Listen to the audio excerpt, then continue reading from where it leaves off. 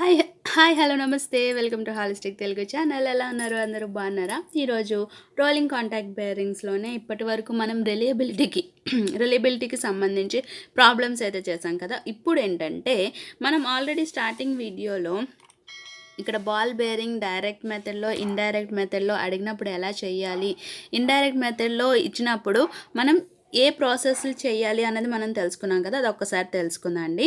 Indirect అంటే డైరెక్ట్లో మనం ఏం చేస్తామంటే కెపాసిటీ అన్నది అంటే ఈక్వలెంట్ లోడ్, అలాగే బేరింగ్ కెపాసిటీ, అలాగే బేరింగ్ సెలెక్ట్ చేసుకుంటాము, అలాగే లైఫ్ ఆఫ్ ది బేరింగ్ అన్నది మనం ఫైండ్ అవుట్ చేసేస్తాం ఇచ్చిన డేటా ప్రకారం. బట్ ఇండైరెక్ట్గా డేటాలో ఏంటంటే మనకి మ్యాక్సిమం కొన్ని అయితే ఇవ్వడు, ఏదో స్పెసిఫిక్గా ఒక 2, 3, 4 అంతే అలా ఇస్తాడనమాట. సో దాన్ని బేస్ చేసుకొని మనం డేటా బుక్లో వాల్యూస్ చేసుకొని మనం బేరింగ్ని సెలెక్ట్ చేసుకోవాల్సి ఉంటుంది. సో ఇందులో ఫస్ట్ మనం ఏం చేయాలంటే selecting the bearing. So selecting the bearing అనేది మనకి ఇందులో ఏంటంటే ఒక్కొక్కసారి డయామీటర్ ఇస్తాడు, లేదంటే డయామీటర్ కూడా ఇవ్వడు అనమాట. సో డయామీటర్ని కూడా మనం ఎస్యూమ్ చేసుకోవాల్సి ఉంటుంది. డయామీటర్ని ఎస్యూమ్ చేసుకొని దాన్ని బేస్ చేసుకొని మనం బేరింగ్ని సెలెక్ట్ చేసుకుంటాం. సో ఇలా సెలెక్ట్ చేసుకుంటున్నప్పుడు మనం ఏం చేయాలి, ఈక్వలెంట్ లోడ్ అలాగే కెపాసిటీ అనేది ఫైండ్ అవుట్ చేయాలి. సో ఈ కెపాసిటీ ఫైండ్ అవుట్ చేసిన తర్వాత మనం తీసుకున్న ఈ కెపాసిటీకి మనం తీసుకున్న ఈ బేరింగ్ అన్నది సూటబుల్లా కాదా, అంటే సేఫా కాదా అన్నది మనం చూసుకోవాలన్నమాట. సో మనకి ఇచ్చిన క్యాలిక్యులేషన్స్ దాని ప్రకారం మనం తీసుకున్న బేరింగ్ సేఫ్ అయితే ఓకే, ఆ డిజైన్ని మనం సెలెక్ట్ చేసుకుంటాం. ఒకవేళ సేఫ్ కాదు అంటే మళ్ళీ బేరింగ్ని చేంజ్ చేసుకొని మళ్ళీ మనం ఏం చేస్తామండి, మళ్ళీ లోడ్ అలాగే కెపాసిటీ అన్నది ఫైండ్ అవుట్ చేసిన తర్వాత అప్పుడు సేఫ్ అనిపిస్తే మళ్ళీ మనం లైఫ్ అన్నది క్యాలిక్యులేట్ చేస్తాం అనమాట. సో ఇలా మనం క్యాలిక్యులేట్ చేయాల్సి ఉంటుంది. సో దీన్ని బేస్ చేసుకొని మనం ఈరోజు ఒక ఎగ్జాంపుల్ మోడల్ అయితే చూద్దామండి, ఓకేనా. సో ఇంకా లేట్ ఎందుకు, మోస్ట్ ఇంపార్టెంట్ అండి ఈ వీడియో.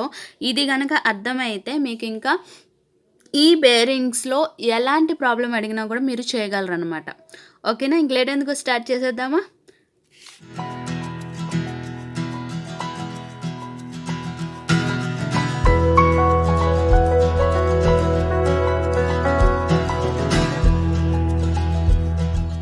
ఏంటంటే select single deep groove ball bearing. So ఇక్కడ మనకి single deep groove ball bearing అనేది సెలెక్ట్ చేసుకోమంటున్నాడు. అంటే మనం సెలెక్ట్ చేసి చెప్పాలి అనమాట. అంటే వాడు ఇచ్చిన డేటా ఏంటి అంటే మనకి రేడియల్ లోడ్ ఎఫ్ఆర్ 4000 న్యూటన్స్, అలాగే యాక్సియల్ లోడ్ అన్నది మనకి 5000 న్యూటన్స్, అలాగే స్పీడ్ అన్నది ఆర్పిఎం 1600 ఆర్పిఎం ఇస్తాడు. అలాగే average life of 5 years at 10 hours per day. ఓకేనండి, ఇక్కడ ఎంత ఇచ్చాడు, 5 years at 10 hours per day అనేది ఇచ్చాడు. సో దీన్ని బేస్ చేసుకొని మనం ఒక డీప్ గ్రూవ్ బాల్ బేరింగ్ని మనం సెలెక్ట్ చేసుకోవాల్సి ఉందన్నమాట. సో ఫస్ట్ మనం చేయాల్సింది ఏంటంటే గివెన్ డేటా అనేది రాయాలి.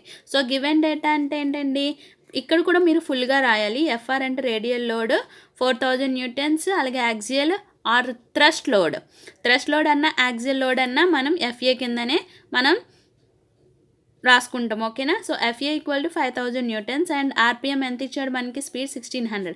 సో ఇక్కడ మనకి యావరేజ్ లైఫ్ ఎన్ని ఇయర్స్కి అండి, 5 yearsకి. సో ఇక్కడ మనం సింగిల్ ఇయర్కి రాసుకుంటే అంటే 1 yearకి రాసుకుంటే ఎలా రాసుకుంటాం, 1 yearకి ఎన్ని డేస్, 365 days. సో 365 days అంటే 1 yearకి 365 days, ఎన్ని అవర్స్, 10 hours. సో ఓకే, ఇలా మనం క్యాలిక్యులేట్ చేయాలి. కానీ మనకి ఇది 1 yearకి. సో ఓకే, ఇది 1 yearకి, కానీ ఇక్కడ మనకి ఎన్ని ఇయర్స్ అడిగాడు, సో 5 years కాబట్టి ఇంటూ 5. సో దాని ప్రకారం చూసుకుంటే మనకి ఇక్కడ 5 × 365 × 10. సో మనకి ఎంత వచ్చిందండి, లైఫ్ ఇన్ అవర్స్ 18,250 hours అన్నది వచ్చింది. సో ఇప్పుడు మనకి ఈ ఇచ్చిన డేటా ప్రకారం నేను ఏం చేస్తున్నానంటే ఇండైరెక్టింగ్ ప్రాసెస్ అంటే ఇండైరెక్టింగ్ మెథడాలజీలో నేను చేస్తున్నాను అనమాట. ఏంటండి, ఇండైరెక్ట్ మెథడాలజీ. ఓకే, ఇండైరెక్ట్ మెథడాలజీలో చేసినప్పుడు ఫస్ట్ స్టెప్ ఏంటండి, సెలెక్షన్ ఆఫ్ బేరింగ్. సో ఈ సెలెక్షన్ ఆఫ్ బేరింగ్లో మనకి ఎక్కడా కూడా మనకి డయామీటర్ ఇచ్చాడా అండి. సో ఎక్కడా కూడా మనకి డయామీటర్ ఇవ్వలేనప్పుడు మనం డయామీటర్ని ఎస్యూమ్ చేసుకోవాలి. సో డయామీటర్ని ఎలా ఎస్యూమ్ చేసుకుంటాం, ఇక్కడ మనకి డయామీటర్ ఇవ్వలేనప్పుడు మనకి 3 కండిషన్స్లో ఉంటుంది లోడ్ అన్నది ఎలా యాక్ట్ అవుతుంది. 3 కండిషన్స్లో లోడ్ అన్నది యాక్ట్ అవుతుంది. ఏంటి? హెవీ, మీడియం, అలాగే లో.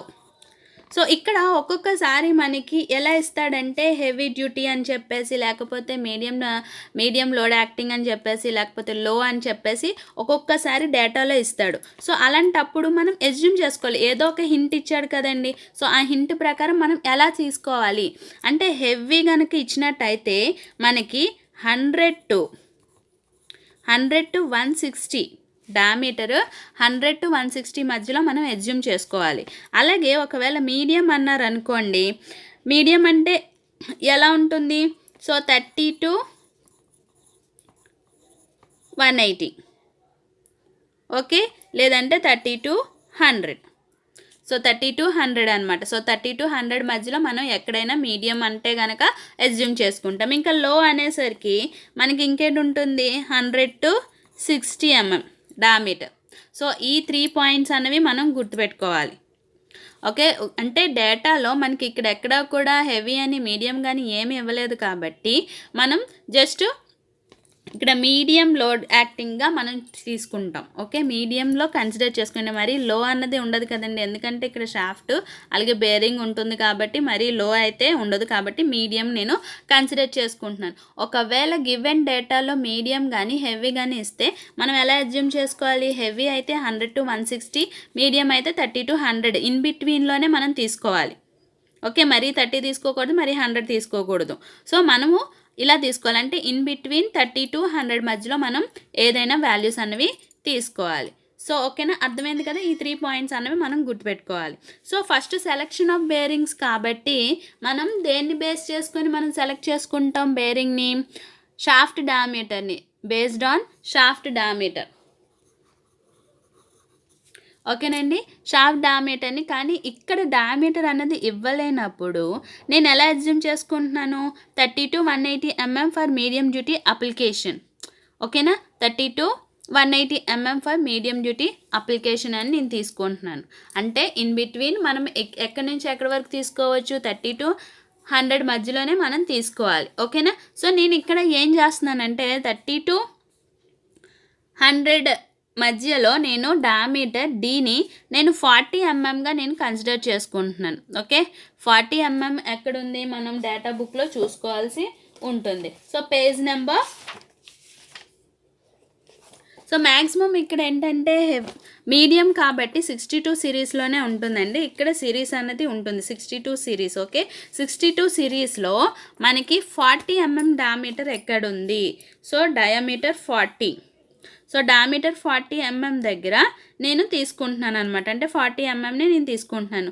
దానికి సంబంధించిన నెంబర్ ఏంటండి? 403BC02. అలాగే SKF నెంబర్ ఎంతండి? 6208.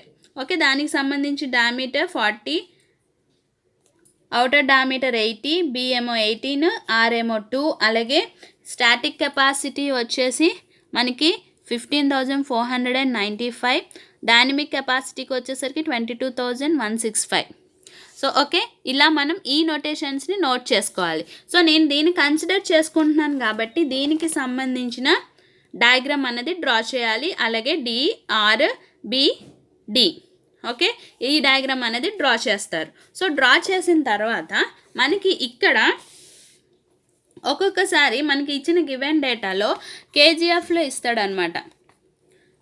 సో ఈ కెపాసిటీలు అనేవి కేజీఎఫ్లో ఇస్తే కనుక మనం ఈ కేజీఎఫ్ ఇంటూ 10 చేస్తే మనకి న్యూటన్స్లోకి చేంజ్ అవుతుంది capacity.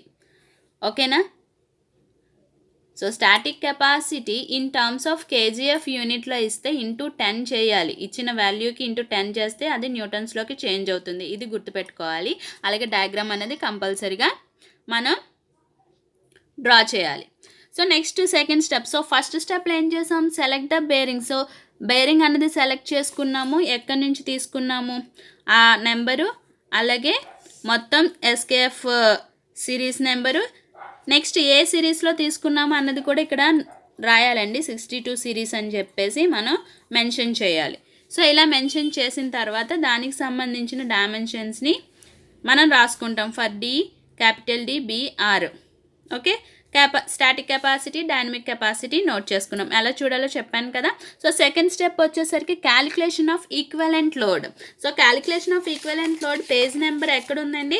20.2. So 20.2 equivalent load P equal to V into X into FR plus Y into FA into S. So ఈ ఫార్ములా ప్రకారం మనం చూసుకోవాలి. సో V అంటే ఏంటండి? మనకి V అన్నది ఆల్మోస్ట్ మనకి 1 అవుతుంది. సో ఆల్మోస్ట్ 1 అవుతుంది. S అంటే మనకి సర్వీస్ ఫ్యాక్టర్. ఈ సర్వీస్ ఫ్యాక్టర్ ఎక్కడ చూసుకుంటాం?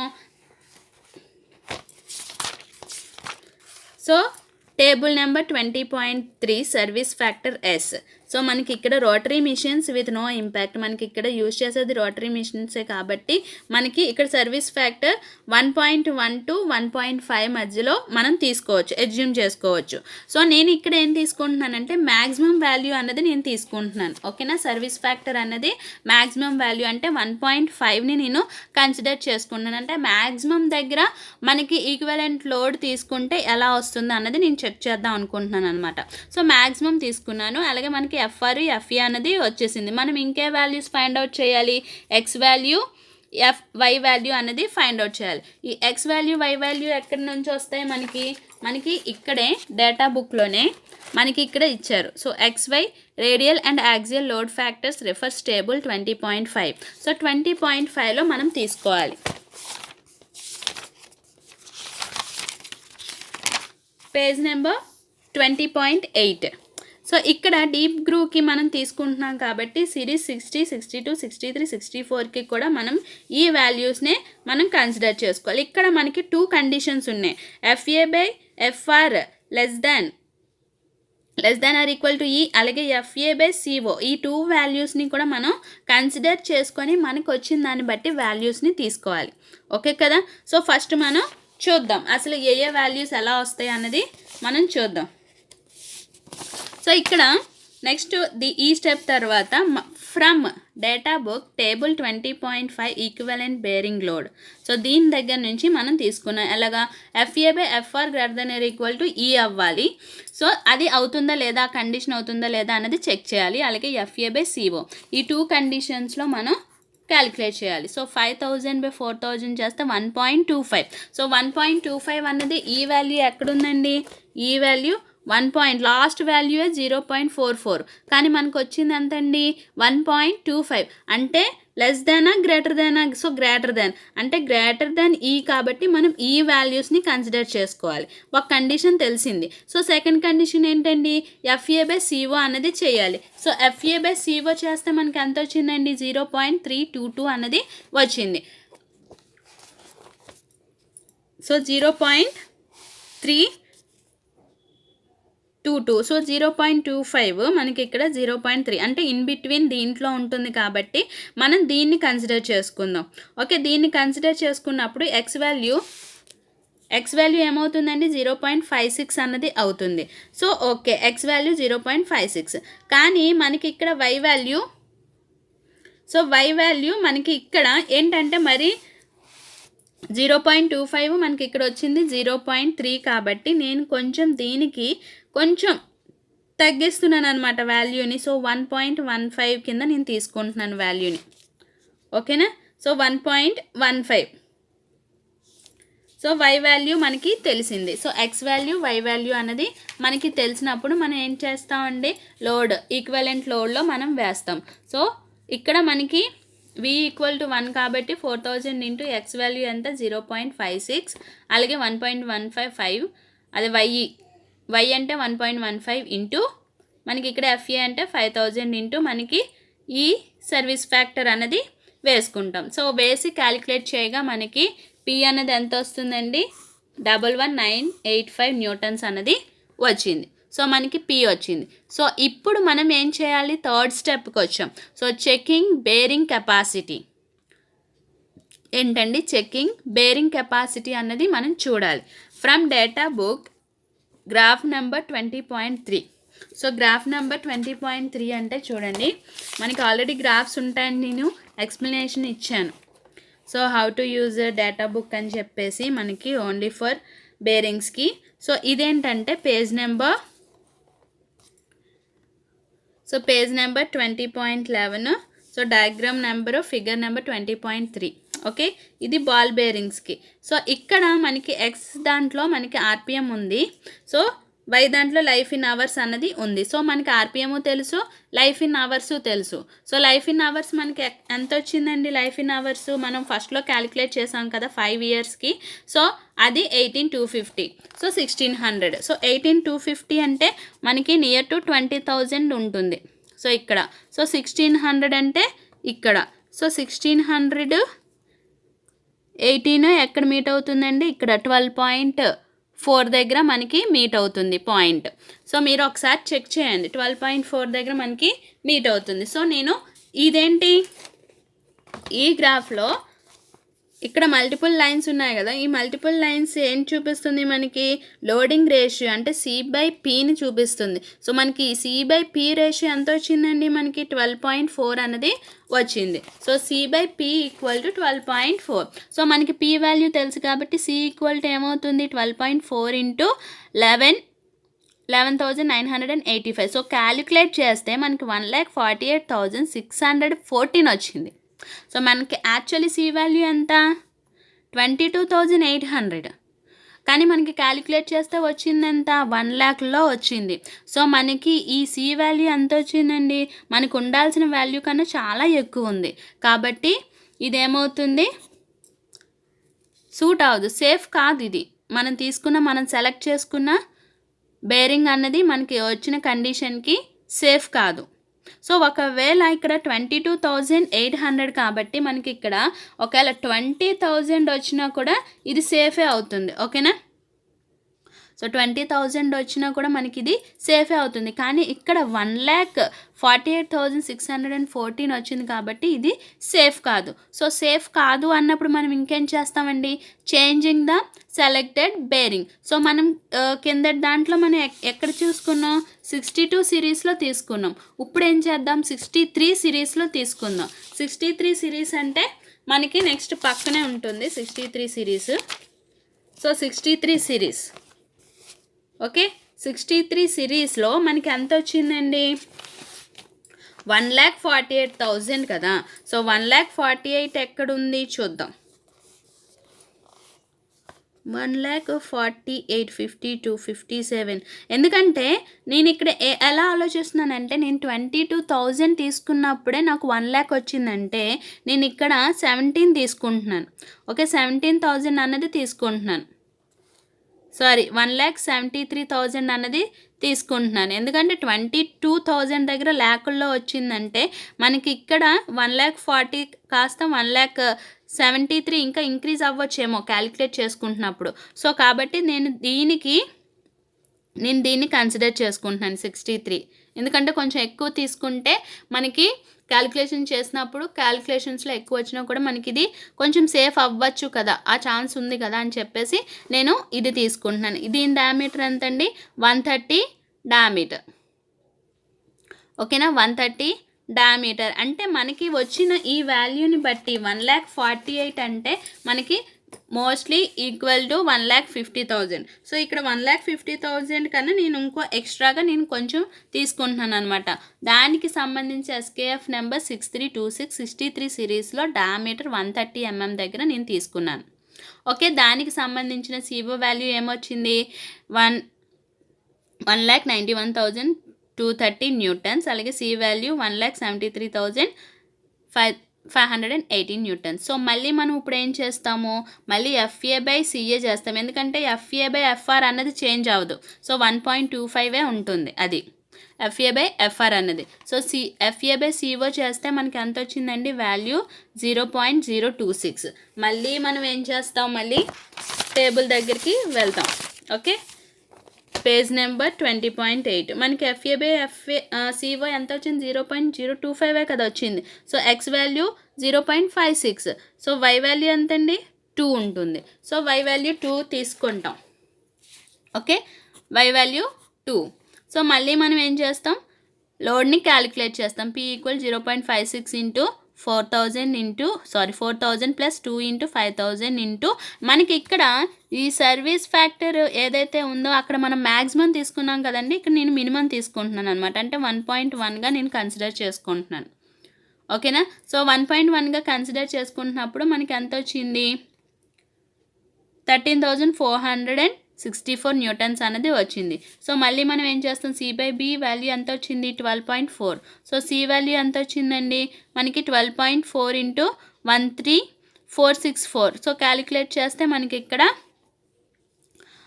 1,69,446.4 న్యూటన్స్ అనేది వచ్చింది. ఇది క్యాలిక్యులేట్ చేసింది.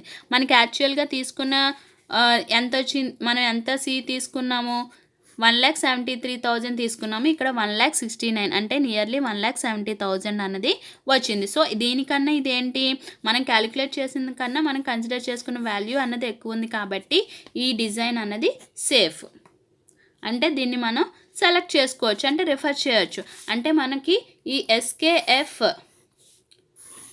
6326 అలాగే 63 సిరీస్ని మనం సేఫ్గా కన్సిడర్ చేసి మనం ఏం చేస్తామండి, కంటిన్యూ చేస్తాం. అంటే దీన్ని మనం ప్రిఫర్ చేస్తాం. అంటే ఒక సెలెక్ట్ చేసుకోమన్నాడు కాబట్టి మనం ఏంటి సెలెక్ట్ చేసుకుంటాం, SKF 6326 అలాగే 63 series single deep groove ball బేరింగ్ని సెలెక్ట్ చేసుకున్నాము. This design will be safe అని చెప్పేసి రాస్తామన్నమాట. ఓకేనా.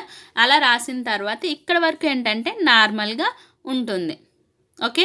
అంటే మనకి డిజైన్ అన్నది చెక్ చేసుకోవాలి. మనకి ఇక్కడ కూడా అడ్జస్ట్ అవ్వకపోతే మనం ఇంకో సిరీస్ ఏముంది, 64 సిరీస్లో మనం చూసుకుంటాం. అంటే అప్పుడు ఏం చేస్తాము, ఈ 1,73,000 అంటే ఎంతైతే ఎక్కువ వస్తుందో ఆ వాల్యూకి కొంచెం ఎక్కువ వాల్యూని తీసుకుంటే మనకి ఏదో ఒక దగ్గర మనకి ఎగ్జిస్ట్ అన్నది అవుతుంది.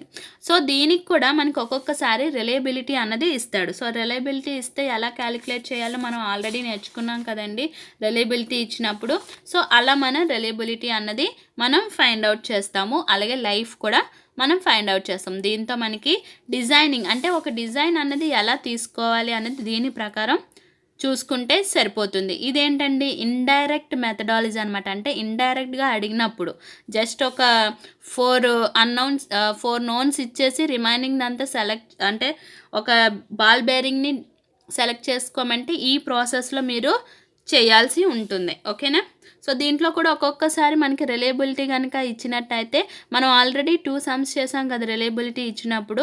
సో దాని లింక్స్ నేను డిస్క్రిప్షన్లో ఇస్తాను, అవి కూడా చూడండి. మళ్ళీ ఎందుకు చెప్పటం అని నేను చెప్పటం లేదు. సో దాని ప్రకారం చూసుకుంటే సరిపోతుంది. సో ఫ్రెండ్స్ ఇది ఈ వీడియో కనుక నచ్చినట్టయితే లైక్ చేయండి, షేర్ చేయండి. అలాగే మన ఛానల్ని ఫస్ట్ టైం కనుక చూస్తున్నట్టయితే ప్లీజ్ అండి సబ్స్క్రైబ్ చేసుకోండి. Thank you for watching.